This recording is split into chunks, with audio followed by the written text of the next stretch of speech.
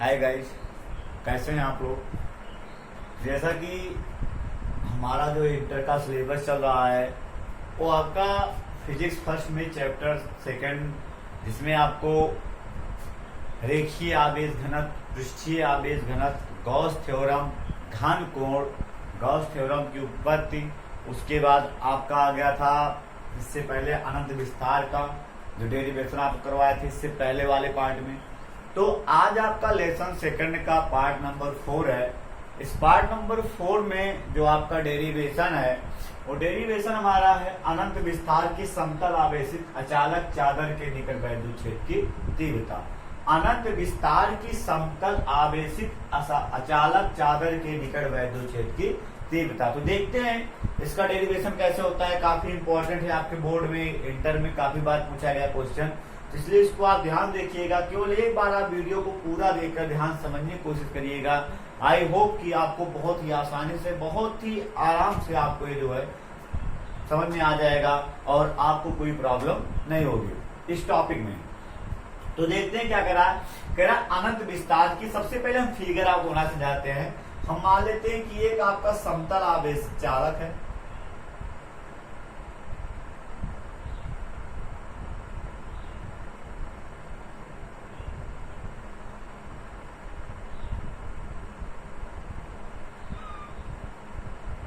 आपका एक समतल आवेशित चालक हो गया ये, और कह रहा है आवेशित चालक है तो आवेश हमेशा हम धनात्मक मानते हैं, प्लस क्यू मानेंगे, तो ये पॉजिटिव है आपका।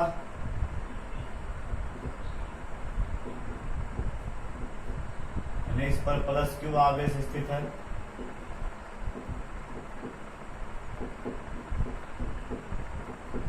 देखिए, तो सबसे पहले हम फिगर के साथ यहां लिखते हुए चल रहे हैं। माना अनंत विस्तार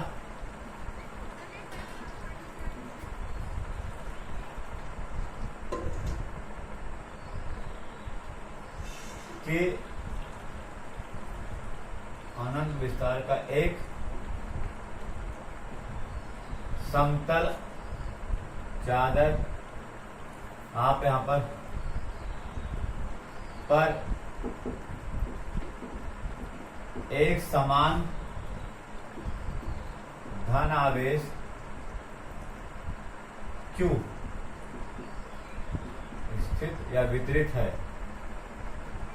सबसे पहले हम मान लिए अनंत विस्तार का एक समतल चादर है जिस पर एक समान धनावेश क्या प्लस Q स्थित है, तथा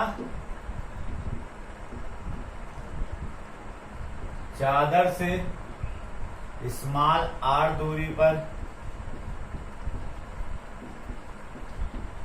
एक बिंदु P है जिस पर वैद्युत क्षेत्र की तीव्रता ज्ञात करनी है।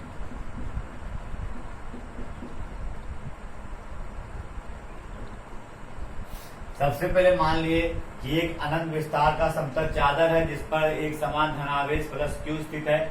चादर से स्मॉल r दूरी पर देखते हैं। चादर मतलब आपका यहाँ पर ही मत समझिएगा कि इस प्रकार से सीट नहीं है, सीट आपका है जैसे ये मान लीजिए कि एक आपका समतल आवेशित चादर है।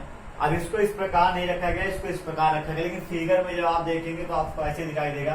तो अगर इस प्रकार ये है तो इससे स्मॉल r दूरी यहाँ मिड पॉइंट से लिया जाएगा, मध्य बिंदु से स्मॉल r दूरी लिया जाएगा। तो मध्य बिंदु का मतलब हो गया आपका यहाँ से, यह आपका मध्य बिंदु है। यहाँ से कितनी दूरी पर, तो यहाँ से r दूरी पर एक बिंदु हमारा क्या है, P है, जिस पर हमें वैद्युत क्षेत्र की तीव्रता ज्ञात करनी है। तो सबसे पहले हम क्या करते हैं, हम लिखते हैं चादर के दूसरी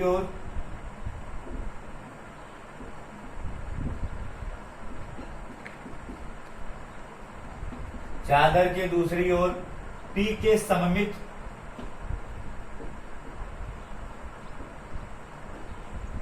एक बिंदु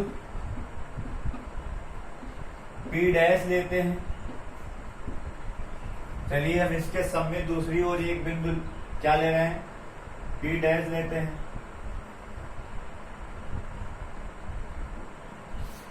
उसके बाद क्या करते हैं कि P और P डैश से होकर एक गॉसियन बेलन की रचना करते हैं।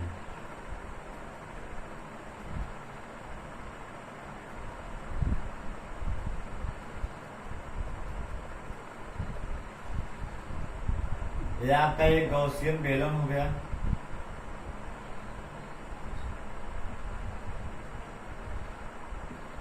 तो यहां लिखेंगे हम P और P डैश से होकर एक गॉसियन बेलन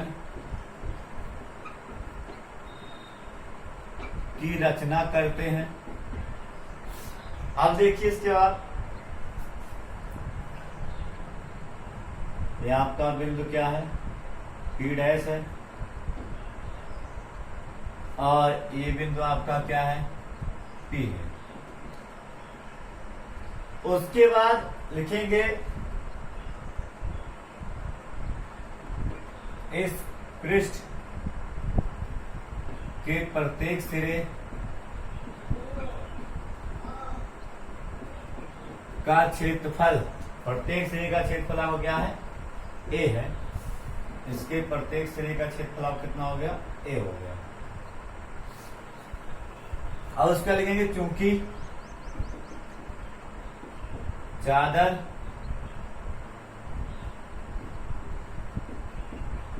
अनंत विस्तार का है, इसलिए प्रत्येक बिंदु पर तीव्रता वेक्टर E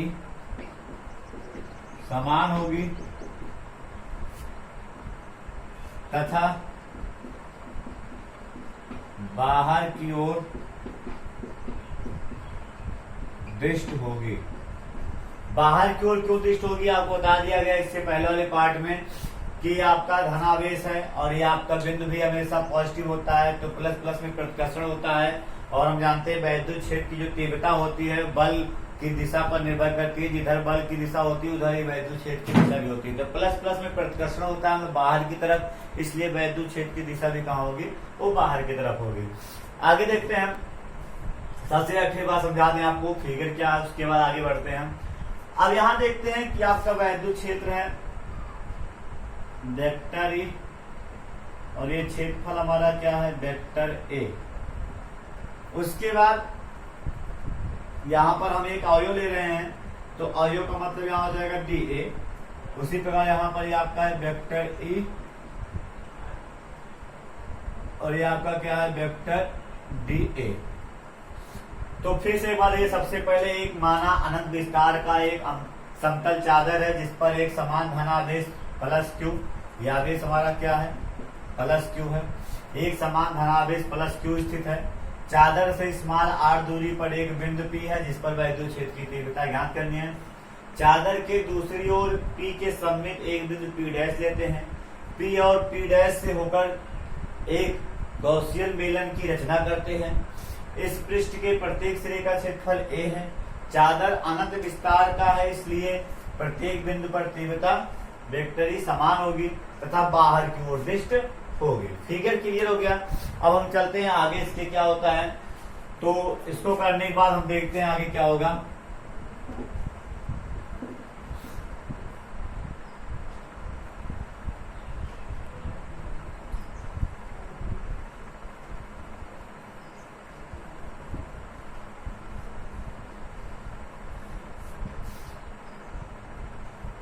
अब यहां लिखेंगे अतः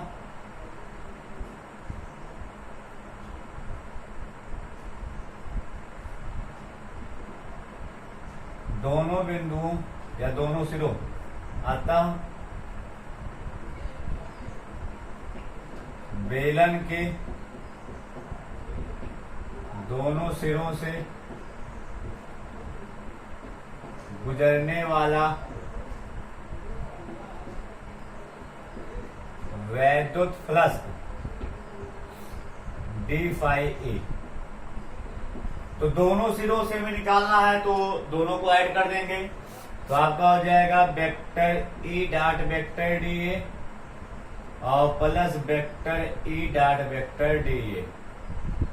तो इसको जब हम सॉल्व करेंगे तो आपका होता है E D A cos theta.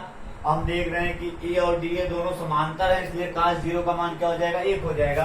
तो यहाँ आपका आ जाएगा ई डी ए प्लस में आपका आ जाएगा ई डी ए। क्यों ये लिखते हैं, चूंकि वेक्टर ई जो है वो आपका समांतर है वेक्टर डी ए के, तो तुरंत पता चल जाएगा। समांतर का मतलब होता है बीच का एंगल 0 है और cos 0 मान क्या होता है आपका 1 होता है। तो ई डी ए मिलके क्या बन जाएगा आपका 2 ई डी ए बन जाएगा।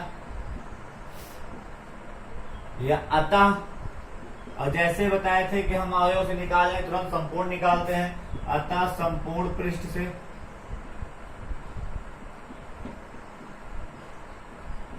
गुजरने वाला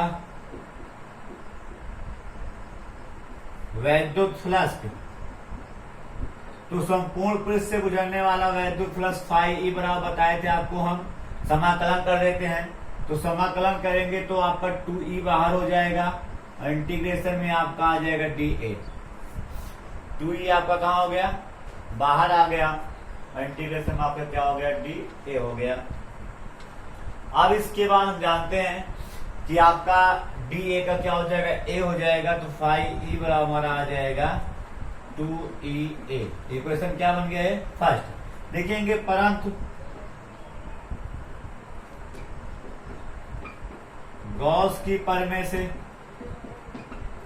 की प्रमेय से फाई ई बराबर क्या होता है, Q अपान एप्सिलॉन नॉट, या फाई ई बराबर हो जाएगा आपका, आपको बताया गया है।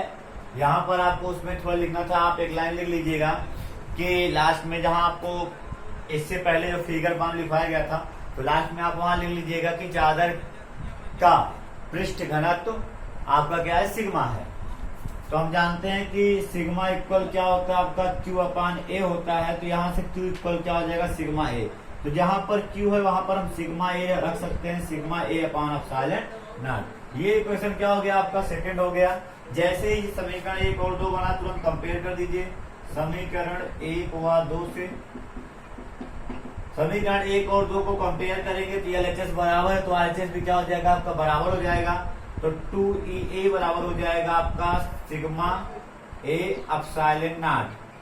अब आपका ए से ए कैंसिल हो जाएगा, 2 आपका अपान में आ जाएगा, तो ई बराबर हो जाएगा आपका सिग्मा अपान 2 एप्सिलॉन नॉट। यही हमारा डेरिवेशन है, फार्मूला है।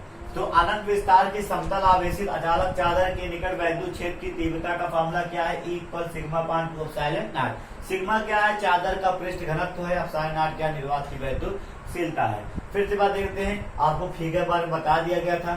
सबसे पहले दोनों बेलन के दोनों सिरों से गुजरने वाला वैद्युत फ्लक्स निकालेंगे। तो E D A vector E dot vector D A plus vector E dot vector D A equal हो जाएगा E D A plus E D A equal 2DDA। अब 2EDA हो जाएगा। उसके बाद संपूर्ण पृष्ठ से निकालेंगे, तो संपूर्ण पृष्ठ के लिए दोनों पक्षों का समाकलन करते हैं। तो डी फाई ई का समाकलन क्या हो जाएगा, फाई ई, और 2E बाहर हो जाएगा, DA का समाकलन क्या हो जाएगा, A हो जाएगा। तो phi E equal to EA हो गया आपका इक्वेशन फर्स्ट। परंतु गॉस की प्रमेय क्या कहती है कि phi E equal Q upon epsilon nought. Sigma बराबर क्यू ए होता है, तो आपका यहाँ से Q बराबर क्या हो जाएगा, सिग्मा ए। तो Q के स्थान पे सिग्मा ए रखेंगे, sigma A upon epsilon not. समीकरण बन गया 2। 1 और 2 को कंपेयर करेंगे, LHS बराबर, तो RHS भी क्या हो जाएगा, बराबर हो जाएगा। आपका A से A कैंसिल हो जाएगा, जो बचेगा वही हमारा फार्मूला हो जाएगा। तो इस टॉपिक में आपको प्रॉब्लम होनी नहीं चाहिए। अब कोई दिक्कत नहीं है इसमें। अगर आप एक बार वीडियो को पूरा ध्यान से देखेंगे तो आपको कोई प्रॉब्लम होने वाली नहीं है। तो ये हमारा लेसन सेकेंड का पार्ट नंबर 4 था।